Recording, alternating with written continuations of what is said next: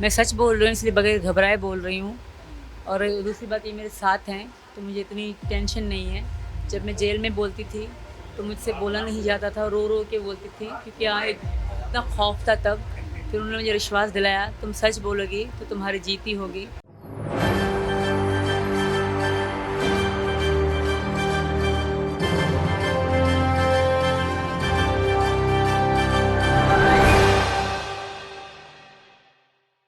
सीमा हैदर एक ऐसा नाम जो लगातार चर्चाओं में बना है, लेकिन कौन है सीमा हैदर? सीमा हैदर या सीमा सचिन या सीमा कोई और? लगातार अपने दर्शकों को बता दें कि सीमा हैदर को लेकर बड़ी बड़ी खबरें सामने आ रही हैं, क्योंकि जिस सीमा हैदर को भोली भाली समझा जा रहा था, जिस सीमा हैदर को लेकर यह सोचा जा रहा था कि सीमा वाकई एक प्यार के खातिर भारत में आई है, लेकिन वैसा कुछ नहीं है। सीमा हैदर का असली मकसद था भारत की सुरक्षा एजेंसियों या भारत की जितनी भी गतिविधियां हैं, जो गुप्त जानकारियां हैं सरकार से जुड़ी, उसको पाकिस्तान तक पहुंचाना। तो क्या एटीएस के सवालों में फंस गई है सीमा हैदर? क्या सीमा हैदर जासूसी करने के मकसद से आई थी? और क्या सचिन ने सीमा हैदर को बचाने की कोशिश की?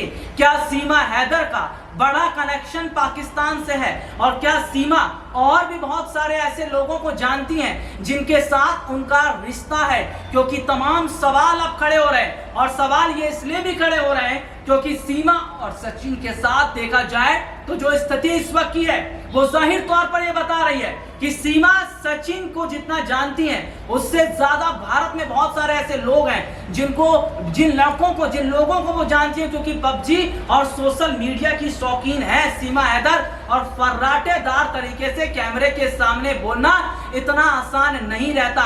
एक रिपोर्ट अपने दर्शकों को दिखाएंगे, क्या बड़ा कनेक्शन है सीमा हैदर का पाकिस्तान से, और क्या कई बड़े खुलासे अब सीमा हैदर को लेकर हो रहे हैं। देखिए एक रिपोर्ट। पाकिस्तानी महिला सीमा हैदर और ग्रेटर नोएडा के सचिन मीणा की प्रेम कहानी इन दिनों सुर्खियों में है। दोनों की पबजी खेलते हुए मुलाकात हुई। यह मुलाकात कुछ ही दिन में इश्क में बदल गई। कोरोना काल में वीडियो कॉलिंग के जरिए नज़दीकियां बढ़ी। इश्क ऐसा परवान चढ़ा कि सीमा हैदर पहले दुबई फिर नेपाल होते हुए इसी साल 13 मई को ग्रेटर नोएडा के रबुपुरा गाँव आ पहुंची। अपने 4 बच्चों को साथ भी लेकर आए। मामले की भनक पुलिस को लगते ही मामला हड़कंप में आ गया। सीमा 4 बच्चों और सचिन के साथ फरार हो गई। हालांकि 4 जुलाई को पुलिस ने सचिन और उनके पिता नेत्रपाल के साथ सीमा हैदर को हरियाणा के वल्लभगढ़ से गिरफ्तार कर लिया। हालांकि कोर्ट ने 7 जुलाई को शर्त के साथ जमानत भी दे दी। रिहा होने के बाद सीमा अपने प्रेमी सचिन के साथ उसके घर में रह रही थी। मामले में यूपी एटीएस और अन्य जांच एजेंसियां अलर्ट हुई तो सीमा समेत अन्य लोगों की सीधे तौर पर बात करें तो मुश्किलें बढ़ती नजर आई। पाकिस्तानी महिला सीमा हैदर उत्तर प्रदेश पुलिस का आतंकवाद निरोधक दस्ता और केंद्रीय खुफिया एजेंसियों के सवालों में बुरी तरह फंसती जा रही हैं। एटीएस ने सीमा हैदर, सचिन मीणा, सचिन के पिता नेत्रपाल से सोमवार को 9 घंटे तक पूछताछ की। इसके अगले दिन मंगलवार को फिर से एटीएस ने सीमा हैदर, सचिन मीणा और सचिन के पिता नेत्रपाल से पूछताछ की। पूछताछ में सीमा हैदर के पाकिस्तान से दुबई जाने और फिर नेपाल के रास्ते भारत में आने को लेकर किए गए दावों की पोल पूछताछ में खुल रही है। एटीएस की पूछताछ के बाद सीमा से आईबी और रॉ के अफसरों ने उसके पाकिस्तानी सेना में तैनात परिजनों के बारे में सवाल पूछे। इस पर घबरा गई और बार बार अपना बयान बदलने लगी। पाकिस्तानी महिला सीमा हैदर के नोएडा स्थित रबुपुरा गांव तक पहुंचने में किन लोगों ने मदद की, इसे लेकर सीमा सही जवाब नहीं दे रही है। सीमा हैदर के पास मिले मोबाइल का डाटा भी नष्ट होने के सबूत मिले हैं। इसके बाद उसे रिट्रीव करने की कोशिश की जा रही है। वहीं सीमा हैदर के 2 पासपोर्ट को लेकर भी सवाल उठ रहे हैं। सीमा के एक पासपोर्ट में उसकी जन्म तिथि के अनुसार उसकी उम्र 21 वर्ष है। इसे देखकर अधिकारी भी हैरान हैं। आशंका जताई जा रही है कि सीमा हैदर किसी सुनियोजित साजिश के तहत हिंदुस्तान आई है। ये रिपोर्ट आपने देखी जिसमें विस्तार से हमने अपने दर्शकों को दिखाया, तो सीधे तौर पर अपने दर्शकों को ये बता दें कि सीमा हैदर कोई मामूली औरत नहीं है। सीमा हैदर कोई भोली भाली लड़की या औरत नहीं है। सीमा हैदर एक ट्रेंड, जी हाँ, एक ट्रेंड जासूस है। माना यह जा रहा है कि सीमा हैदर पाकिस्तानी फौज में एक बड़े अधिकारी के पद पर तैनात है। लेकिन जिस तरीके से यह मामला कोर्ट की तरफ धीरे धीरे जा रहा है, सरकार सीधे तौर पर एक्टिव है, तो क्या ये देखा जाए कि सीमा हैदर के मामले में सरकार ने बहुत बड़ी लापरवाही बरती है। सीमा हैदर के मामले में सरकार की अगर मैं बात कर लूं तो वो लापरवाही जो बरत रही है वो ये नहीं बताता कि पाकिस्तान से भारत कोई भी चले आए और भारत से कोई पाकिस्तान चले जाए। क्या ये सवाल नहीं खड़ा करता कि शायद कहीं ना कहीं सीमा हैदर को लेकर सरकार ने जो लापरवाही बरती वो नहीं बरती जानी चाहिए थी। हालांकि एक रिपोर्ट अपने दर्शकों को दिखाएंगे कि ऑन द कैमरा कैसे सीमा हैदर फर्राटेदार तरीके से बात करती हैं और उससे पता भी चल रहा है कि सीमा हैदर का एक बड़ा रिश्ता पाकिस्तान जैसे मुल्क और तमाम और लोगों से है। देखिए, मैं सच बोल रही हूँ, इसलिए बगैर घबराए बोल रही हूँ। और दूसरी बात, ये मेरे साथ हैं तो मुझे इतनी टेंशन नहीं है। जब मैं जेल में बोलती थी तो मुझसे बोला नहीं जाता था, रो के बोलती थी, क्योंकि यहाँ इतना खौफ था तब। फिर उन्होंने मुझे विश्वास दिलाया, तुम सच बोलोगी तो तुम्हारी जीती होगी। तो इसलिए मैं सच बोल रही हूँ, इसलिए कोई डर नहीं है मेरे मन के अंदर।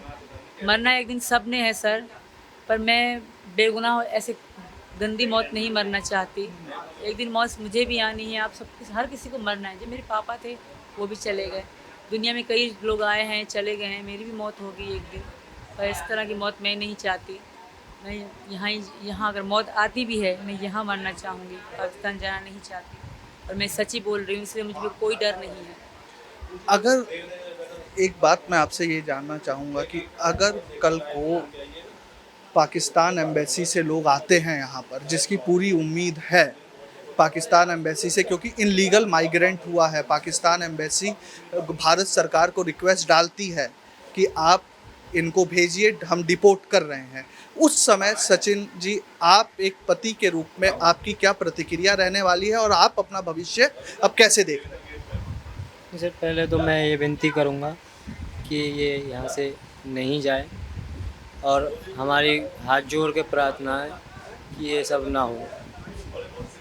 और मेरी विनती बस यही है कि ये यहीं पर रहेगी और यहाँ की से नागरिक। कि मैं पाकिस्तान से तंग होके आई हूँ, वहाँ मैं खुश नहीं थी, मुझे यहाँ की नागरिकता दे दें। अब पति आज गेट पे आ गए तो नहीं जाना वापस? बिल्कुल भी नहीं जाना, मर जाऊंगी मिट जाऊंगी, पाकिस्तान नहीं जाऊंगी। गुलाम हैदर का दावा है कि वो 60-70 हज़ार रुपये आपको महीना भेज रहे थे, उतनी खुशहाल ज़िंदगी छोड़कर यहाँ पर आप आ गई हैं जहाँ पर आपके पति, नए पति कमाते भी नहीं।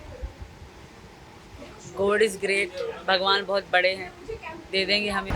ये रिपोर्ट आपने देखी जिसमें विस्तार से हमने अपने दर्शकों को दिखाया, तो सीधे तौर पर जो हालात इस वक्त के बन रहे हैं, जो स्थिति इस वक्त की बन रही है, वो जाहिर तौर पर ये बता रही है कि सीमा हैदर का क्या बड़ा कनेक्शन और लोगों के साथ है, और क्या भारत सरकार की आंखों में सीमा हैदर ने धूल झोंकने का काम किया, और क्या सीमा हैदर आने वाले वक्त में, सीमा हैदर आने वाले समय के अंदर कई बड़े राज को उगलने वाली हैं, और क्या फांसी की सजा भी सीमा हैदर को हो सकती है। देखिए, सीधे तौर पर अपने दर्शकों को ये बता दें कि सीमा हैदर अब सरकार की निगरानी में है। अभी तक जो मीडिया जो तमाम तरीके से कवरेज हो रही थी वो सब बंद हो गई है सीमा हैदर पर। सीमा हैदर किसी से बात नहीं करेंगी, कोई इंटरव्यू नहीं होगा। लेकिन एक बात ये कही जा रही है कि सीमा हैदर जो है, उनका अगर बड़ा लिंक ISIS या आतंकी गतिविधियों से या पाकिस्तान से देखने को मिलता है, तो ये जाहिर तौर पर बताता है कि शायद आने वाले वक्त में सीमा के साथ साथ सचिन की भी मुश्किलें बढ़ सकती हैं, क्योंकि एक ऐसी औरत को आपने पनाह दिया है जो सीधे तौर पर पाकिस्तान जैसे मुल्क से सामने आए। लव एंगल नहीं है,